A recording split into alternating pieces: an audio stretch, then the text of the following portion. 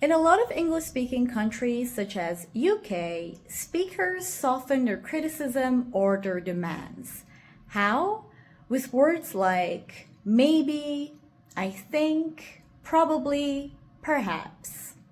Here are some examples to clarify this. I think we need to review our reporting lines.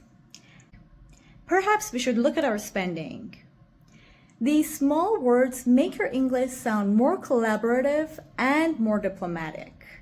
Use one in your next meeting. I'll see you in the next video. Bye.